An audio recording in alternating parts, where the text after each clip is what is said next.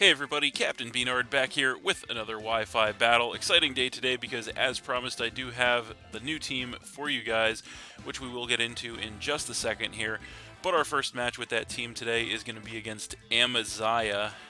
So, yeah, looking at my new team on the left-hand side there, it is going to be made up of mostly familiar Pokemon, though some we have not used in quite a while. But we do have the Raichu and the Flareon, which are some Pokemon that we've used more recently here. Then we have the Altaria, the Palossand, and the Barraskewda Pokemon that I've not used in quite a long time, specifically with the Altaria. And then even the Palossand, been a long time since I've used these Pokemon. And then, of course, we have the Brute Bonnet, a Pokemon that I've never used before. So I am really looking forward to using this team in battle. Another interesting sort of mid-tier combination here that I'm really looking forward to using. But the opponent's team there on the right-hand side looks to be very powerful, very meta. Not a lot of time for me to decide what I want to lead with here. But I think our best course of action is going to be the Raichu, actually. I think we're going to go with that.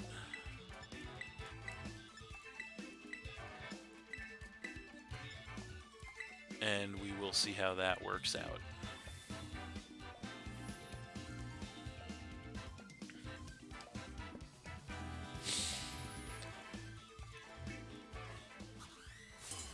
All right. So, there she is, and she's going to go ahead and lead with the Quackleval, which is actually a great situation for me with the Raichu lead. So, I don't really anticipate this thing wanting to stay in here, unless it's Choice Scarf, since we do definitely outspeed this thing. Unfortunately, they do have a possible electric immunity on deck with the Kilowattrel. But I don't think we really want to make any risky plays early, so we actually are just going to go straight for the Volt Switch here and see what they want to do, as they are going to go ahead and switch the Quackleval out. And they are going to be switching in with the Garganacl, which is actually not terrible for us as we go for the Volt Switch. I'm going to do some chip to this thing. Not a whole lot, though, as we are actually max special attack with a Choice Spec, so this might be a very specially defensive Garganacl here. So we do get the pivot out, which is good. I think what we want to do here... How do we want to play this? I think we're going to go ahead and come in with the Palossand, actually. I think that's the best course of action here, so that's what we're going to do. So, yeah, no leftovers, which is good to note. I think they do definitely have the ground immunity on deck, so I think what we're going to do, predicting a switch, is we're just going to go for our Stealth Rock here, get the entry hazard set up on them. As they actually do stay in, we do outspeed this thing. Go for a Stealth Rock to get that entry hazard set up, which is nice. And they're going to go for Assault Cure, which is not going to do too much damage to us at all, but it is going to get that residual chip at the end of the turn, unfortunately. So we are going to get some HP back with the leftovers here, and then we are going to take some damage from the Assault Cure. So even though they do have the immunities on deck to the ground, I think we still go for the Earth Power here just to scout. They might want to stay in and try to get their own hazards up, so we're just going to go for the Earth Power here this turn and see what they want to do. And they are indeed going to go ahead and switch the Garganacl, unfortunately, and they're going to be coming in with the Quackleval, so that's actually not bad, as it does take the Stealth Rock damage, and then we do go for an Earth Power here. We are max special attack. It is going to knock this thing all the way down to a quarter HP, which is great damage. Then we are going to get some HP back with the leftovers, and then we are going to take some damage from the Salt Cure. So, unfortunately, we can't really stay in on this matchup here. We definitely need to switch. We don't want to take a big hit or possibly lose the Palossand.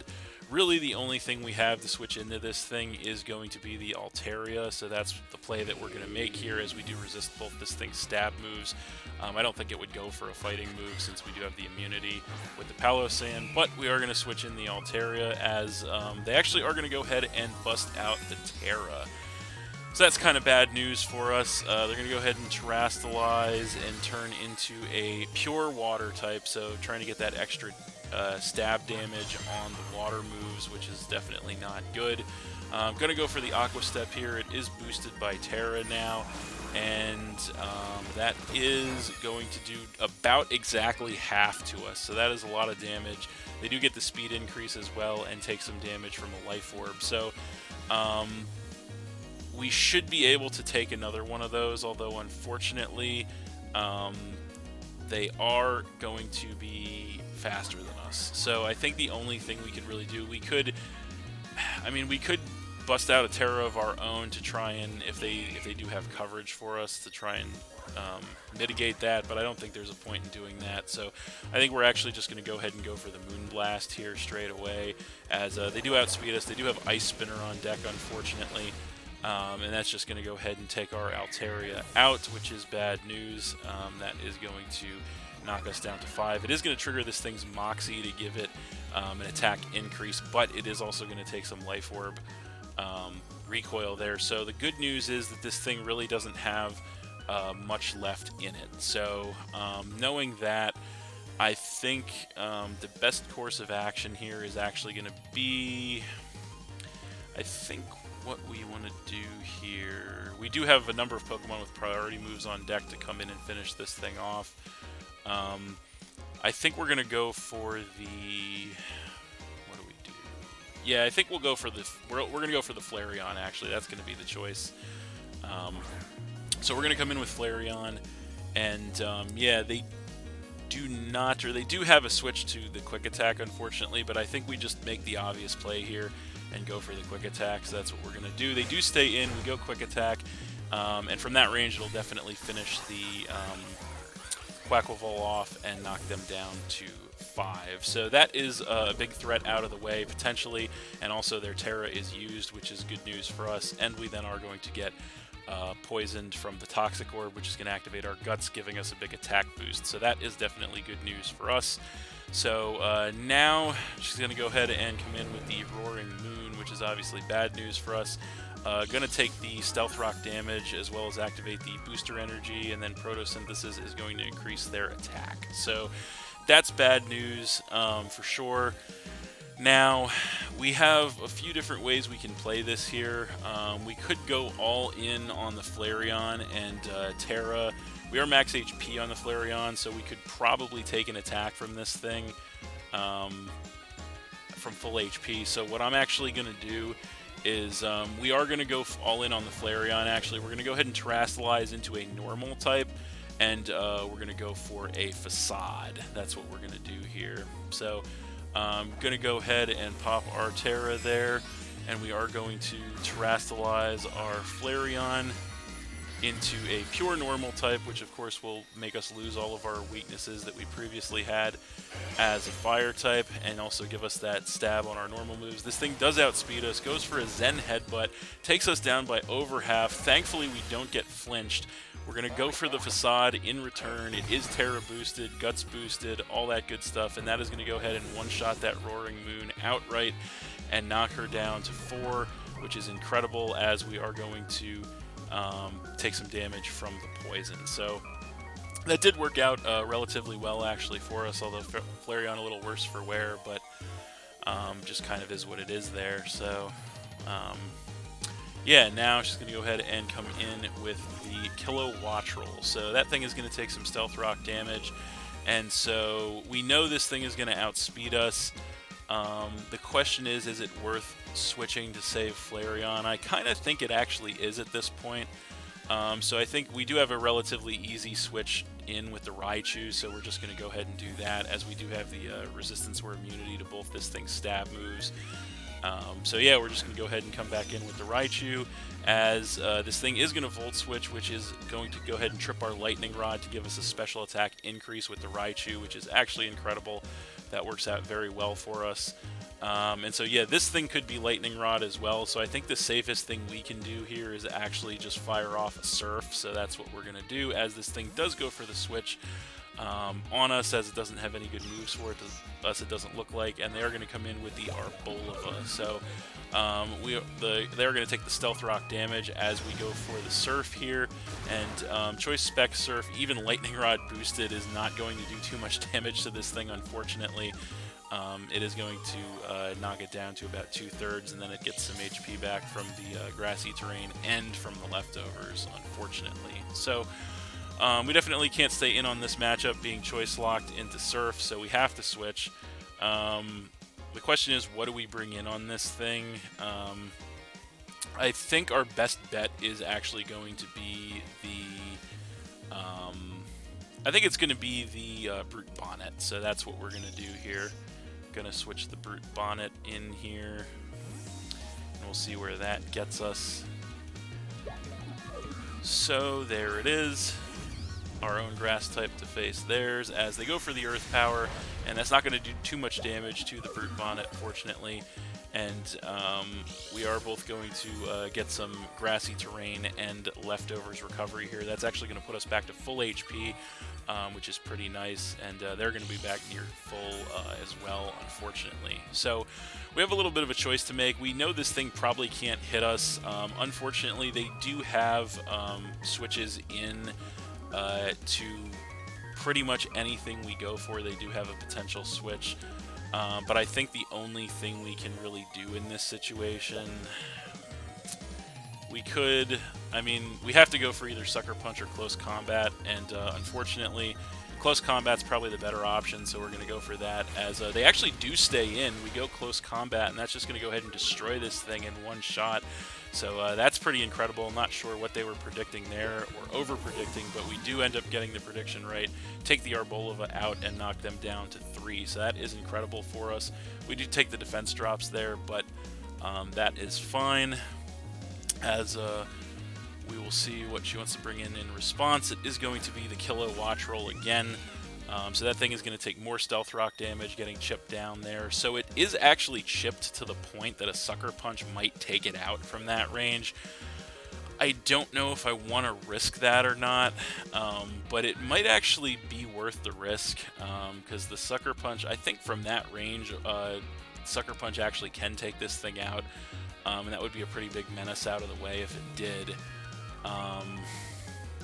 So you know what? I think we're going to do it. We're going to go for the Sucker Punch here. We're going to stay in Sucker Punch. So we stay in, Sucker Punch incoming, and it is going to be enough from that range to go ahead and knock the Kilo Watch Roll out and knock her down to 2. So that is incredible news for us. Brute Bonnet really putting the work in here, and that is incredible. So now, unfortunately, he's going to go ahead and come in with the Goldengo, take the Stealth Rock damage, and yeah, this thing could be a problem. I don't really want to Sucker Punch because I don't think it'll KO from basically full. So we have to switch out here. Based on what they have left, unfortunately, I think the best play here is to probably go into Flareon as fodder.